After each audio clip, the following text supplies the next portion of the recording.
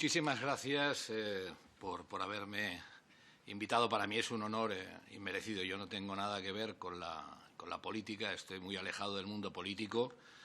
Soy un abogado y profesor universitario que en su momento decidí dar un paso adelante. Estuve defendiendo policías y guardias civiles en el País Vasco en la época más dura.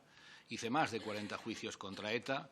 Me comprometí en la lucha antiterrorista y en este momento, como catalán, hijo, nieto y casi bisnieto de catalanes, porque solo tengo una bisabuela cubana, el resto todos catalanes, pues estoy absolutamente comprometido en la lucha contra la independencia. Es una lucha contra la independencia que me tomo tan en serio como me tomé en su momento la lucha antiterrorista y que además me afecta personalmente porque yo soy catalán. Bien, enlazo con las palabras que decía la compañera. La sociedad civil en Cataluña existe, claro que existe. Existe Sociedad Civil Catalana, existe Sacabat, existe la Asociación por el Bilingüismo, existe Barcelona con la selección, un grupo de chavales que quieren que la selección juegue en Barcelona. Existen muchas entidades. ¿Cuál es el problema? Que estamos solos, que España nos ha abandonado. La sociedad civil catalana existe, pelea y estamos solos, muy solos en la lucha. Esto, hay caras aquí de amigos conocidos que han estado en Barcelona, Cayetana lo sabe, Pera lo sabe, Nacho lo sabe, Llanos lo sabe, y si os hablan con sinceridad os dirán que de lo que yo digo tengo toda la razón. Estamos muy solos. Decía en la presentación, es verdad, yo llevo la acusación, la acción popular en nombre de una serie de entidades en el caso de la operación Volov. Para los que no lo sepan, la de los rusos. En el caso de los CDR, la operación Judas. Para quien no lo sepa, los CDR que estaban preparando explosivos. En el caso del Tsunami Democratic, represento a los dos policías que resultaron incapacitados para el resto de sus días.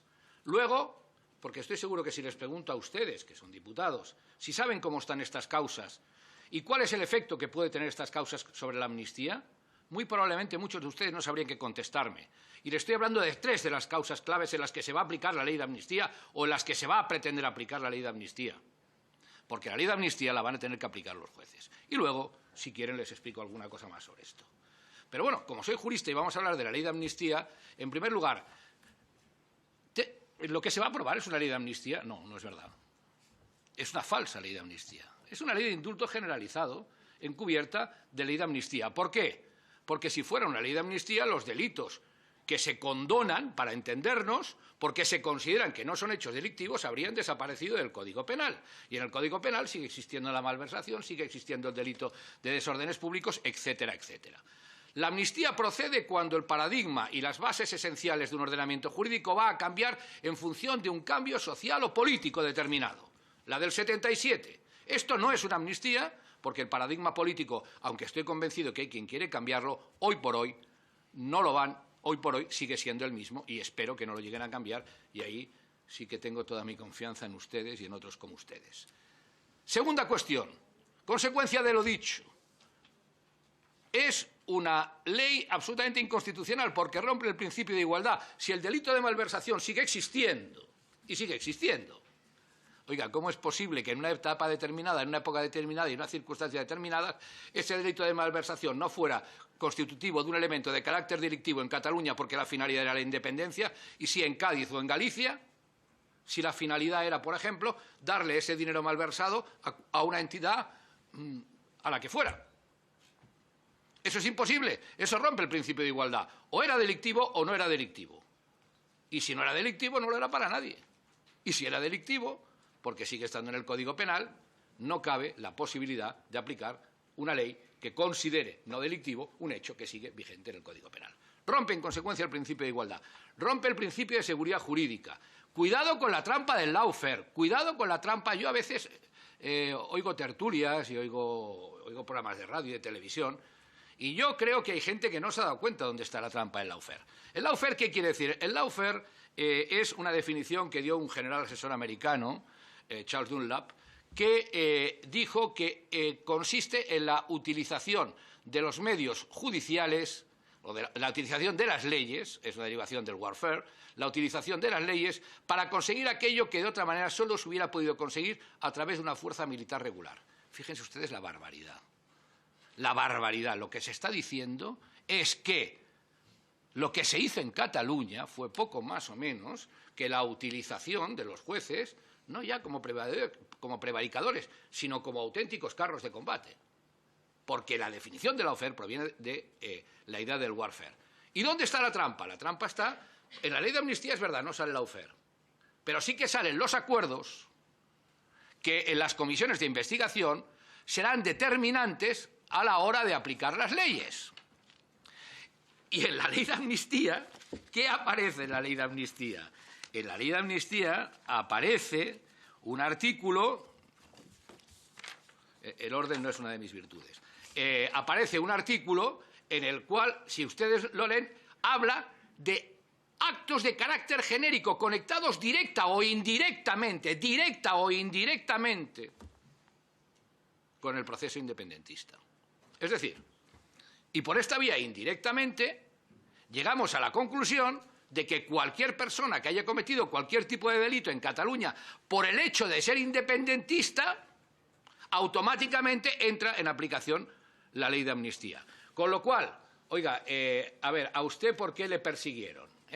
Oiga, mire usted, es que yo le llamé idiota a mi primo hermano. Ya, pero es que mi primo hermano es constitucionalista y yo soy independentista. Y claro, estábamos discutiendo sobre política. Y como estábamos discutiendo, es una parodia, pero es una parodia real, no es una parodia que tiene una base de realidad. Oiga, estábamos discutiendo y como discutíamos de política, yo le dije, imbécil, te voy a pegar 2 leches, con lo cual ni hay amenazas, ni hay nada. ¿Por qué? Porque es un acto indirectamente conectado con el independentismo. Y por la vía de la interpretación de las comisiones parlamentarias, donde van a pretender que pase quien tenga que pasar, yo ya voy a hacer un pronóstico. Fíjense, se lo voy a decir una cosa. A mí me van a llamar a comisiones parlamentarias. A mí. Me juego lo que quieran. ¿Por qué? Buscarán cualquier cosa, pero como estoy tocando las narices en el Tsunami Democratic, estoy tocando las narices en los CDR y estoy tocando las narices en la Operación Judas, a mí me van a llamar. Y me voy a fumar un puro como de aquí a Pontevedra. Pero quiero decirles a ustedes que ahí está un poco el truco, el tema del truco del lawfare. Y finalmente, una última cuestión. Les llamo la atención sobre la exposición de motivos de la ley. ¿Ustedes han visto alguna exposición de motivos en las cuales que sea más larga que el propio contenido de la ley? La exposición de motivos es un ladrillo fascinante. Parece redactado por el señor ese que descubrió que el Quijote se hizo en castellano y que Santa Teresa no estaba en Ávila sino en Pedralbes. Porque hace un relato de por qué se produjo en Cataluña el problema catalán. Sobre eso habría mucho que hablar, del supuesto problema catalán, el problema catalán y por qué se produjo y cuáles son las consecuencias, etcétera. Pero no, es que resulta que hay una sentencia del Tribunal Constitucional y entonces a partir de ahí el Estado y los constitucionalistas somos todos malos, malísimos, empezamos a reprimir gente, pasan una serie de cosas horrorosas, pero en el preámbulo no sale para nada ni la aprobación de las leyes de desconexión ni la proclamación unilateral de independencia. Y eso, reiterando a perpetuidad y sacando siempre diciendo, no, oiga, es que esta ley cabe en el ordenamiento jurídico, cabe en el ordenamiento jurídico. Pues bien, esta ley es inconstitucional, vulnera el principio de igualdad, vulnera el principio de seguridad jurídica, vulnera todos los planteamientos habidos y por haber, contiene un montón de trampas, va a tener que ser aplicada por los jueces y hay una serie de causas en las cuales la sociedad civil catalana, la resistencia, en mi caso concreto la resistencia jurídica, vamos a seguir peleando.